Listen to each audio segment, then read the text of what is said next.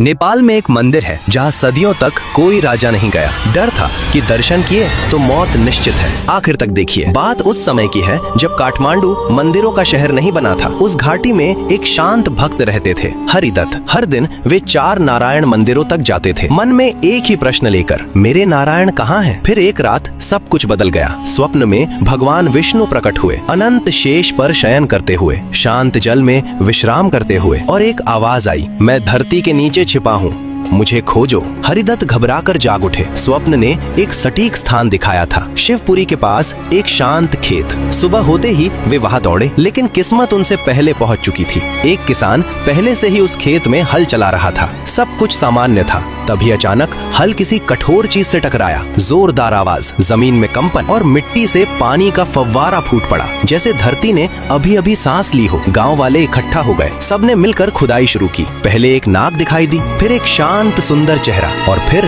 वो विशाल स्वरूप, अनंत शेष पर शयन करते भगवान विष्णु। बिल्कुल वही रूप जो हरिदत्त ने स्वप्न में देखा था। किसान कांपती आवाज में बोला, मैंने भगवान को चोट पहुंचा दी। आज भी जल नारायण की नाक पर एक छोटा सा निशान है, उसी क्षण का प्रतीक। जैसे ही वो दिव्य स्वरूप प्रकट हुआ, पानी चारों ओर भरने लगा। धीरे धीरे वो स्थान एक प्राकृतिक कुंड बन गया, पहाड़ों के गुप्त जल स्रोतों से भरा हुआ। और उसी पवित्र जल में भगवान विष्णु विराजमान हो गए, जल नारायण, बूढ़ा नीलकंठ। लेकिन कहानी में एक आखिरी मोड़ अभी बाकी था। सदियों बाद राजा प्रताप मल्ला को एक खौफनाक स्वप्न आया। जो भी राजा इस मूर्ति के दर्शन करेगा, उसकी मृत्यु निश्चित है। ये डर इतना गहरा था कि नेपाल की राजशाही खत्म होने तक किसी भी राजा ने उस मंदिर में कदम नहीं रखा। दूर से पूजा करते रहे, लेकिन सामने खड़े होने का साहस कभी नहीं किया। राजशाही खत्म हुई, लेकिन वो मूर्ति आज भी वही है, उसी जल में, उसी शांति में। क्योंकि शास्त्र कहते हैं, भगवान तभी प्रकट होते हैं जब भक्ति सच्ची हो और समय सही हो। अगर जल नारायण के इस रहस्य ने आपको भी चौंका दिया, तो कमेंट्स में लिखें ओम नमो नारायणाय और बताइए, क्या आप कभी बूढ़ा नीलकंठ के दर्शन करना चाहेंगे?